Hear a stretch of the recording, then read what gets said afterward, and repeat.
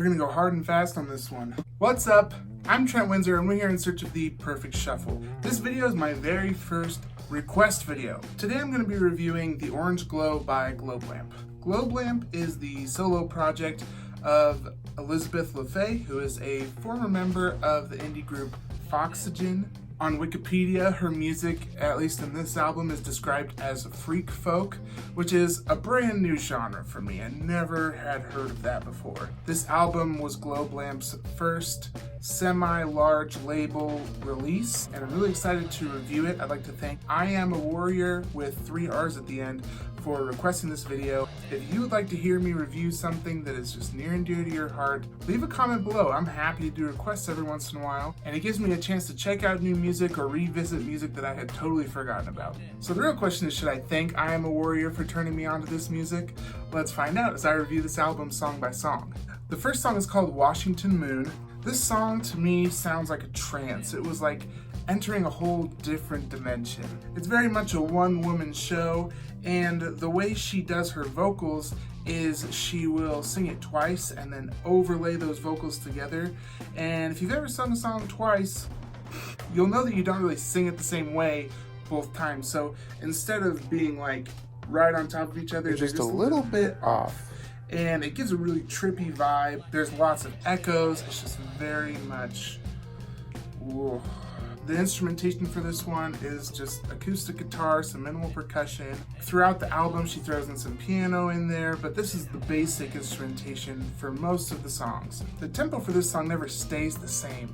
It's very fluctuating, goes in and out, really adds that trance-like quality. Speeds up, slows down, and so you never really have a firm grasp on reality, on where you're at. I had a lot of questions about the inflection on some of the words she uses. It kind of sounds like Dick Van Dyke trying to do a British accent. All right, ladies and gents. But I watched a review with her, and it seems like maybe she's just a dude.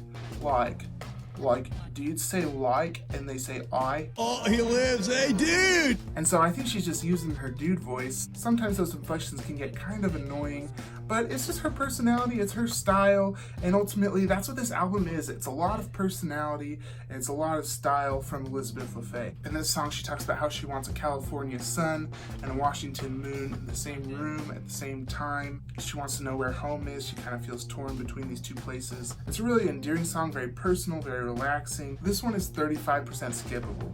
Next we get into controversial / confrontational. This kind of feels to me like a little bit more upbeat folk and a little bit more traditional as well. We still kind of get that fluctuating tempo in there. We start out slow and it very gradually increases into a little bit more upbeat, and right when you think that you're stuck at a tempo, it'll go back to that slow pace.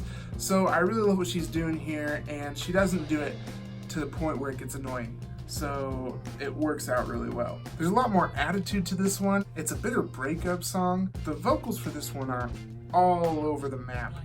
There will be multiple octaves, sometimes 3 octaves of the same part, and it really adds some depth to the song. It makes it a lot more three-dimensional.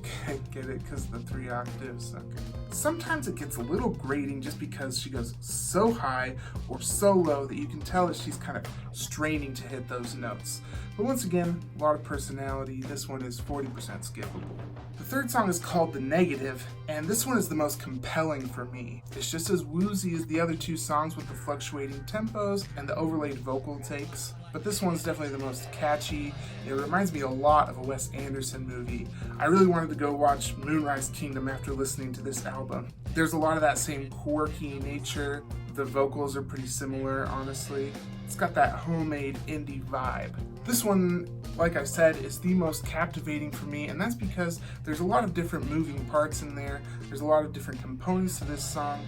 It always kind of keeps you on your toes, always keeps you interested. So this one, I would say, is 35% skippable. Song number 4 is called Moonproof. This one is very, very long. It feels a lot more stream of consciousness than the other song. The other songs seem to have a concise point, or at least a general theme. This one seems like it's kind of just in and out. There's not a lot of structure. It very easily blends into the background. So it's not like a terrible song or anything, but it's just not very memorable. I would say this one is 60% skippable. The next 4 songs, I kind of have the same critique for all of them. These songs are Artist/Traveler, Don't Go Walking in the Woods Alone at Night, The Orange Glow, and Invisible Prisms. The thing about these songs is that they are pretty long. It always feels like there's one too many verses or one too many choruses. And not only are they very long, they're very repetitive, very repetitive, very repetitive. This can get kind of grating, and really she just pushed it a little bit too far on each one of these songs. I would say all 4 of these are 75% skippable. Song number 9 is called Master of Lonely. This one is a sweet little tune, very verbose, a little bit less experimental than the rest of the songs we've heard so far. It's not necessarily extraordinary, but it's nice, it's sweet, it's catchy enough to be memorable. I would say this one is 45% skippable. Song number 10 is called Piece of the Pie, and it's an electric guitar jam. You know, I actually really like the way that her voice sounds in the electric guitar setting. We're back to the fluctuating tempos on this one, but this time we have this fuzzy electric guitar undergirding everything that she does, and it makes it pretty raw and gives it a little bit more of a punch. It's very captivating, and it really sticks out from the rest of the album just because of that different sound, so I would say this one is 35% skippable. Song number 11 is called San Francisco. Interesting about this song, it has the same name as a Foxygen song, and the music video was actually filmed in the same location as said Foxygen song. So yeah, it's pretty obviously about her falling out with the band. This is real Taylor Swift level of subtweeting here, not subtle at all. But you know what? You gotta love the drama. And having a little story behind the song, sometimes it just gives it that extra kick, you know, a little bit of juice, a little bit of tea spilt. As far as the song sounds, there's a lot more Wes Anderson vibes, but there's still a lot of levels to this song that make it very interesting. I would say this one is also 35% skippable.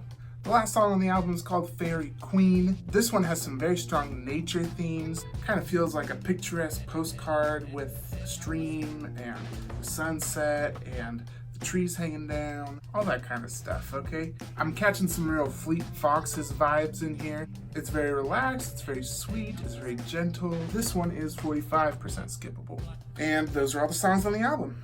Adding everything up, mathematically speaking, this album is 53% skippable. This is a very unique album, and you can tell it was a real passion project for Elizabeth LaFay. She really poured her whole heart and soul into this, and that's absolutely key when making great music.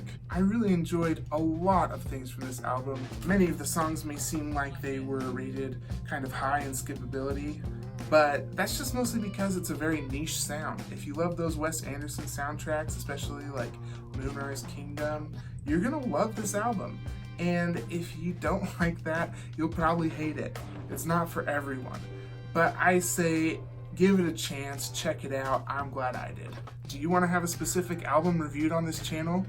Well, it's a very long application process. I'm going to need you to sign some forms in triplicate. They will be on the website, which does not exist. No, all you have to do is comment below. Let me know what you'd like to see me review, and I might review it. No promises, though. I'm Trent Windsor, and this is The Perfect Shuffle.